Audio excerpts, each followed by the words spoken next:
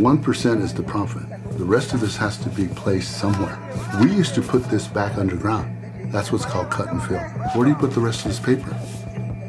If you're not putting it back underground, you've got to put it on the surface.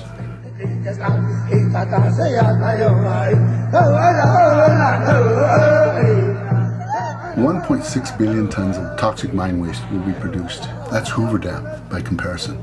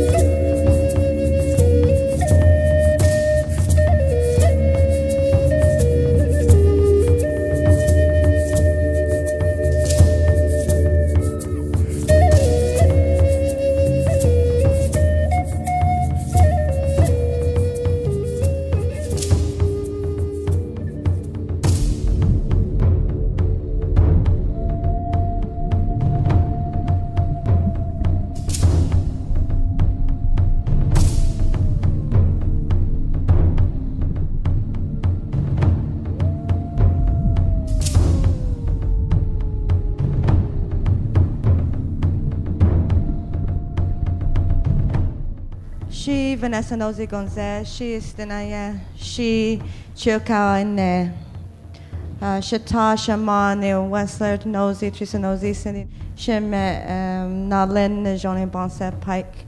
My name is Vanessa Nosie. I'm from the Naelyn clan. I'm Chiricahua Apache. I'm from the Bendokahe band. My parents are Wendsler and Teresa Nosie and Cindy Nosie. My babies are Naelyn Pike, Nosie Pike, and Vanessa Pike. I just want to thank you here for you guys all being here and taking the time to listen to us and about our issues in preserving and saving Oak Flat. Dagote, she Naelyn Pike Gonze, she San Carlos Gonliu, Shema, Shata, Vanessa Nosie, Willie Pike, Shitaja, Najoni, Bonta Pike, Shanale, Shawaya, Wendsler and Teresa Nosie and City Nosie, Shichu, Shichune, Chuck and Geraldine Pike, she's Anaya, she Chiricahua. Hello, my name is Naelyn Pike. I'm enrolled in the St. Carlos Apache tribe, but I am Chiricahua Apache. It's a really honor to be here today, to be in front of each and every one of you here. All right. That's always music to my ears when we hear our younger generation speaking our language. We always say back home that when you introduce yourself like that, the stones, the bushes, the plants, the roots, the birds, all life, they understand who you are. That introduction, they know how they relate to you then. And that's woven into many of our indigenous worldviews.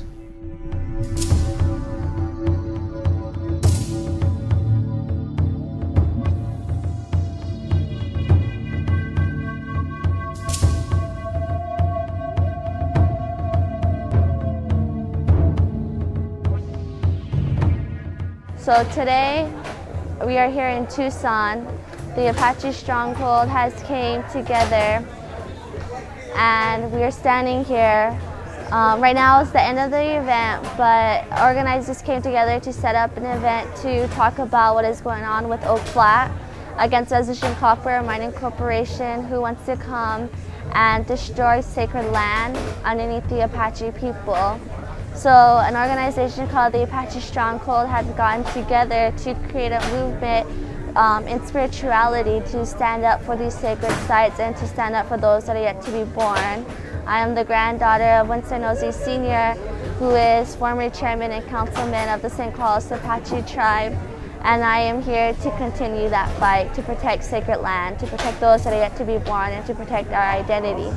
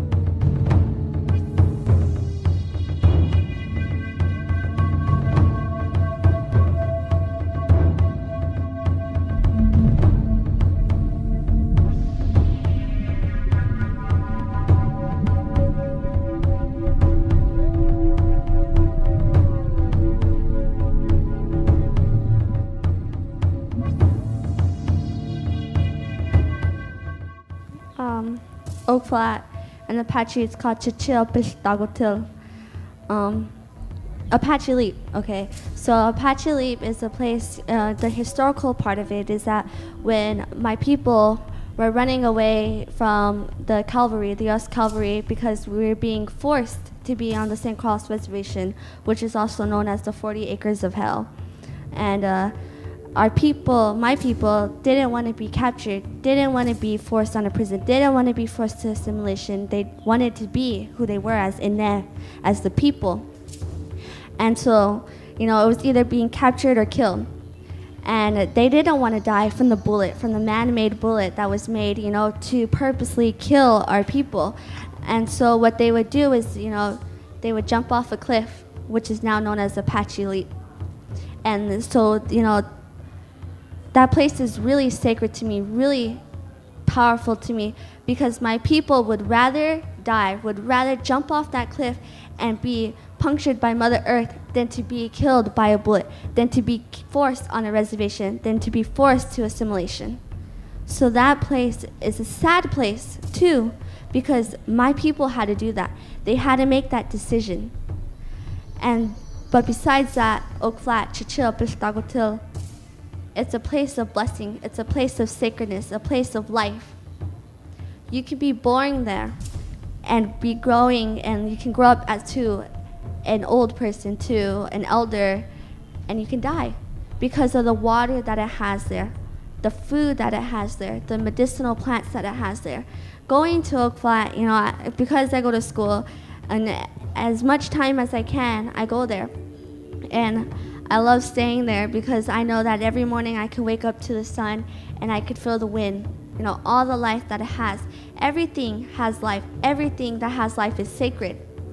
So that shows already, just at the life that it has, how sacred it is. My people would go there all the time. It was a place, where we would trade too with other different tribes, with the Atham people, because the Atham people are desert people, while Apache were mountain people. And, that was that line where we would trade and give to one another. And so for me, all the historicalness, all the petroglyphs that are there, all of the, hieroglyphics that are there shows, it teaches me because, we don't have, books where it's oral tradition, where we talk to one another about our traditions and who we are to do these ceremonies and how we are as Apache people. It's all passed down by oral speaking, and it has, all I can explain. It's a place where you have to go, a place where you have to feel the spirit. And then you'll want to know if you, can keep talking about it and don't go, then how are you going to feel it? How are you going to feel that? Like you have to connect, like putting your feet on Mother Earth. You feel that direct connection, but you're not because you're wearing shoes. And so, Oak Flat as a young girl is a place of prayer where I could pray, a place where I could be who I am as a young girl and to grow up and to become a woman, because we have our coming of age ceremony there, something my sister had the honor to do there at these sacred places. And, to know that it's going to be, that someone wants to destroy it is wrong, because we have a right as human beings to be able to believe in who we are and in anything that we can possibly think of. We have the right to believe in anything. But for it to be wanting to be stripped away is something so sad and something I can't even explain.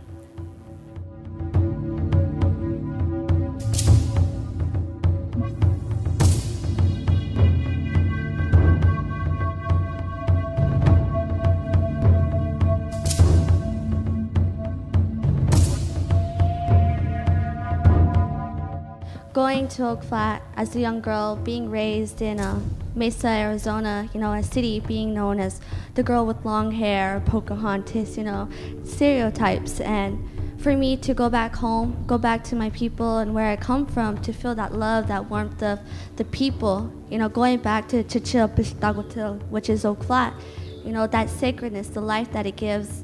For me, that was home. That is home now, still is, and it will always be home. But to know that, someone or something wants to destroy this place, wants to destroy who I am as Apache, who I am as a girl, my identity, it hurt, So to me, it was like someone making me as nothing, making my people as nothing, something that my people continue to fight for, and I know that we'll always fight for. So having, always going home, always going back to Oak Flat, always going back to where I know my people come from, to feel, the sand, to feel the trees, the wind blowing through my hair, going through, the people. It really showed me, the strength that my people have all throughout the genocide. But it showed that the strength that we had, and I know that I want to continue to keep that strength, to continue to fight for the people and the yet to be born, the youth. Your father was a strong leader as well, as I observe. And what do you have to add to this? Because you once were this age. You were in those times when a lot of these things really needed to be figured out. So what are you feeling right now? To listen to my daughter speak about the racism that she's, her and her peers that are being attacked by, it saddens me that nothing has changed to a point. With my father, my dad is very strong, a spiritual person. I mean, I look up to him because if it wasn't for him having the strength and the courage to instill in me what was important about being Apache, I wouldn't been able to teach my daughter. But with that said, you know, I remember my father telling us stories about how up to the early 70s, mid 70s in Globe, there was signs that would say no dogs, no Indians allowed. I mean, and I was born in the 70s too, so that wasn't too long ago.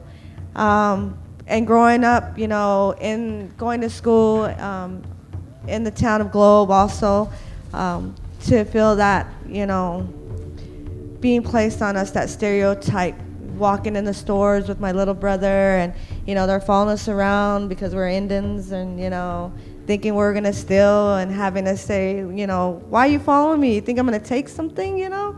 And they just get, you know, look, and then pretty soon they wanna argue about it, and I would be only like 8 years old, 9 years old. You know, I think it wasn't until I was probably I wanna say, like close to my teenage, where my father and I were grocery shopping, and he would say, we would be going down the aisle, and there would be a non-native, we say, Ina, a white person that was coming down the aisle, and he was like, scoot over, scoot over. And I said, why? And he said, just move. And I said, no, they can go around us. Why do we always have to move out of the way for them? We're just the same as them. And so I stood there, you know, and it made my father think. It made us all think. And I'm proud that to be able to instill that in my daughter.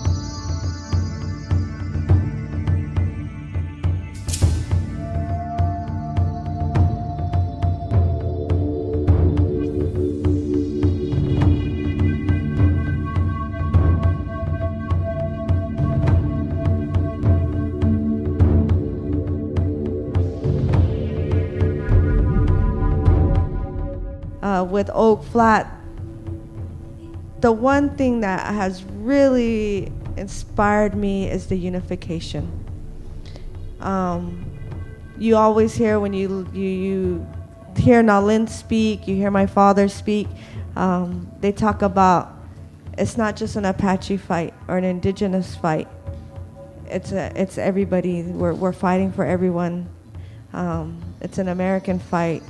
It's a fight to save all life, all Yosin, the Creator, God's creations. And so with that, you know, seeing OAK FLAT in this movement and how what had happened to us in the Midnight Rider being passed, or the National Defense Authorization Act being passed, that includes everybody. And so there has been that unification amongst non-natives, amongst different religion. So, you know, I give a lot of, I'm appreciative to all those people that took the time to put that aside of the color of our skin, the different religions that we come from, and understand how important it is to save this land, you know, and all that life's there.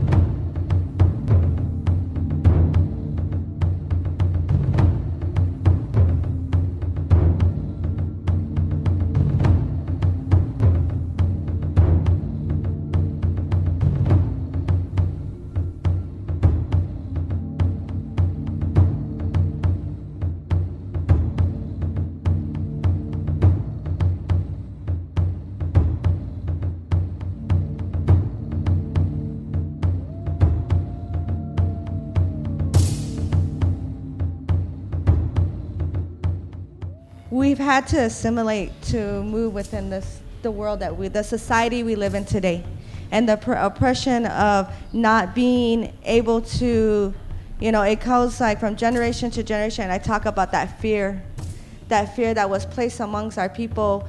They couldn't practice their language or speak their language, their ceremonies, their tradition, or their culture of the fear of their life. And that almost genetically has been passed down from generation to generation. And so when I talk about that, there's still a lot of us that are like stuck, saying when you go back and you look at San Carlos and the way the people live, they're very strong people, but there's still, some of them are very scared to step out of that reservation because of the oppression that was placed on our families, on our people. So when you're raised by your grandparents, that fear is placed into you because they can tell you, don't talk like that. Because they still fear the U.S. government. They still feel the non-natives of what has been, it's trauma. It's trauma that has been placed upon our people. And so it's that time of healing, and it still exists because, you go back to what my daughter says, she still sees it, she still feels it, but she's ready to step out and she's gonna stand up and fight. And so, I'm hoping as time comes they talk about 7th generation, that will change. You mentioned 7th generation. 7th generation is woven as part of a prophecy with many native indigenous peoples in Turtle Island or North America. When I use Turtle Island, I borrow that term from Oren Lyons, his people. He's an honorary board member of the Pioneers, and Oren Lyons from the Onondagan, the Six Nations, the Iroquois Confederacy, woven into their cosmovision, woven into their genesis, their whole story. They talk about 7 generations to come. Many of our other tribes have translated similar things within our teachings, and so you're part of that 7th generation. You're that generation that a lot of our ancestors had hope for because it was part of a prophecy that you're going to step up. For me, being raised and to know my Apache way of life and where I come from, when I go to OAK Flat, Chichilpistagotil, I see the sacredness that it gives. I see all that the Creator has given us and blessed us with. And I realize that it's our privilege as human beings, but our right as Indigenous people to continue to protect that land, to continue to protect those that are yet to be born.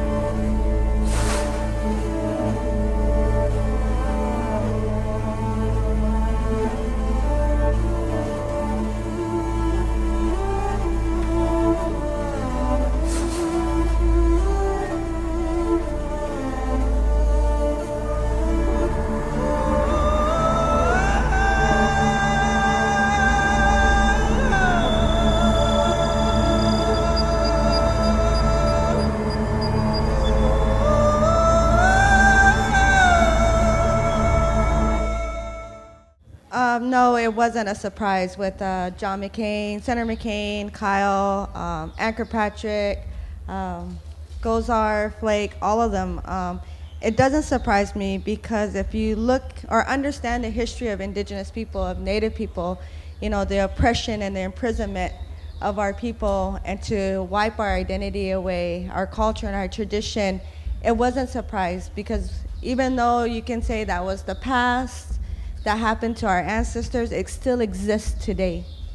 That, and it just comes from generation to generation. Like I talk to my daughter and we talk about our family line, and and my father and I had this discussion, was that, you know, those still tactics that the government placed upon us to, you know, first to massacre us and, you know, take our land, you know, all with greed, take our land, our resource, everything. Then they turn around and so that they could wipe their own hands clean. You know, they placed us within our hardship, putting us on reservations, and, you know, all the imprisonment and the oppression that we felt. But also to know that the system is still the same. You know, you go back to divide and conquer, you go back to manifest destiny, and when you know their purpose behind it, it's still alive. They still want to divide and conquer. They still want us to, you know, kill the Indian but save the man. You know, that's still very well a part of the government's, you know, tactics.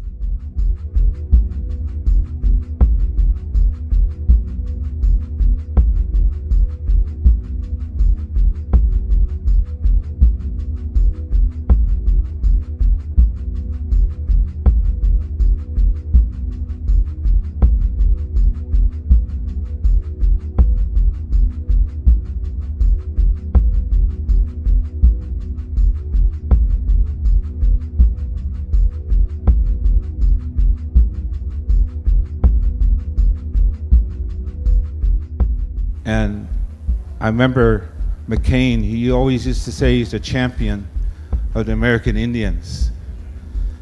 So it was surprising me that this McCain was pushing legislation, basically a land grab, to turn that public land. It's land that has been put into a park to set aside, but somehow that land is being taken out of public domain and it's going to be given to mining corporations to mine.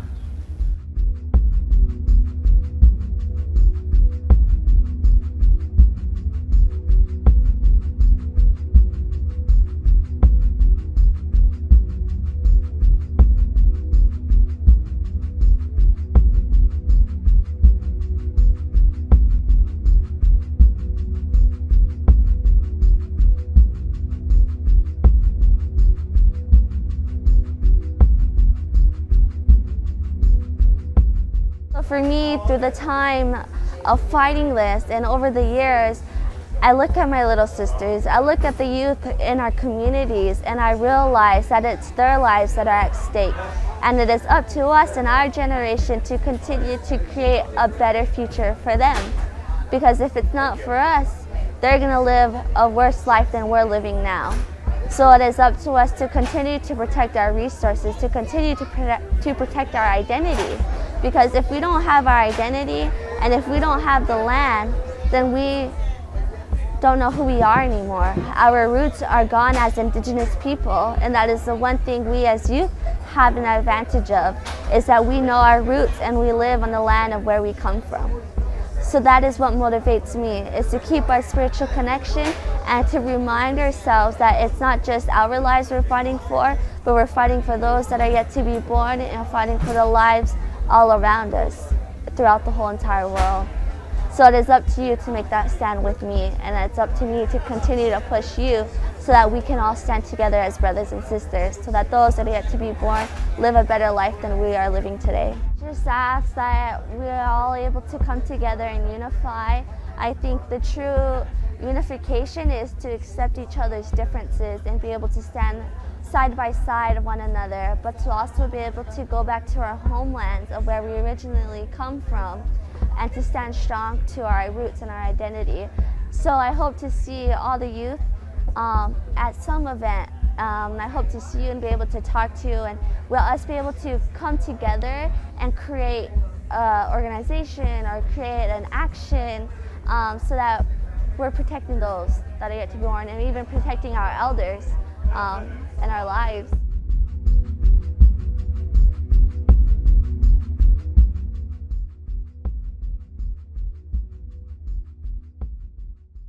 That's what's important, is to understand that we need to protect these sacred areas, these sacred lands, and protect each other's rights to believe in anything.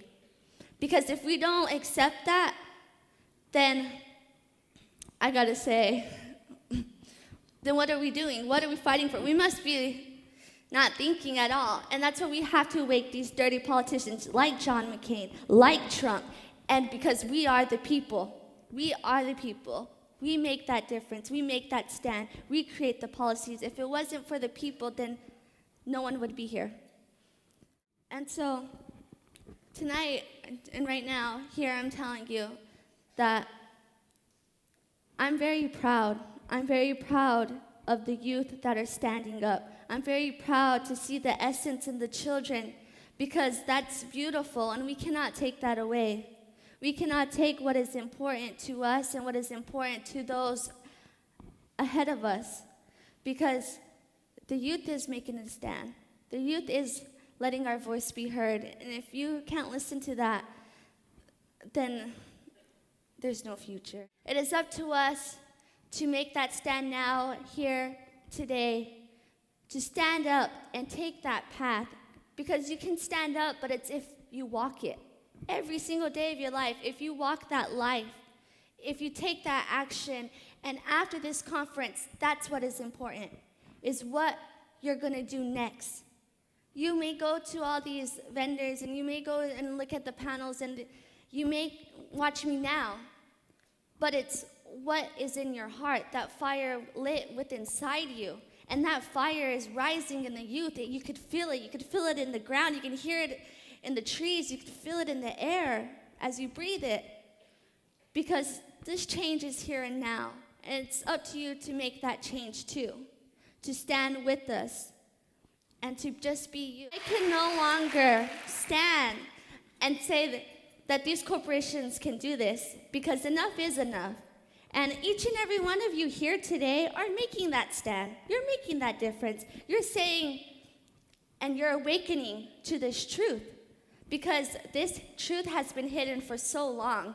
People put it behind us and say, no, we don't want to hear it. It's just a native issue. Go back on to the reservations. No. And that's where we stand here now, and that's why I'm telling you now that these truths need to be heard. We need to be awakened and understand that these things do need to be heard, because if it's not heard, what are we going to do?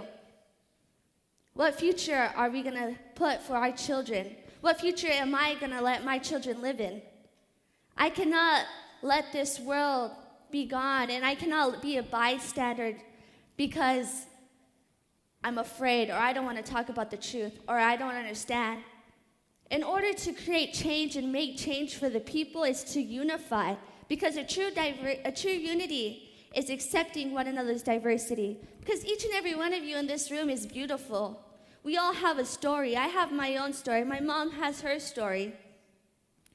But as long as we understand each other's stories and we accept that beautiful diversity in the people, of all people, because we are human beings to this world.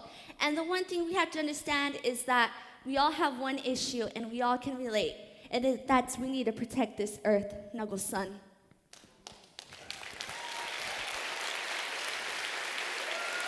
If we do not protect her, if we do not save her, and if we let all these corporations take these resources until it's run out, then there's no future for our children.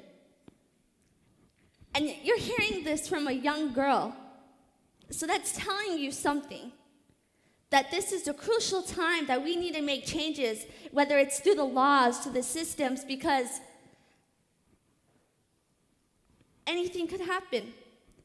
Either we believe in this hope, because I believe that there's hope. There's hope within this room, hope in this conference, hope outside, hope in the communities, that there's going to be a difference, there's going to be a change.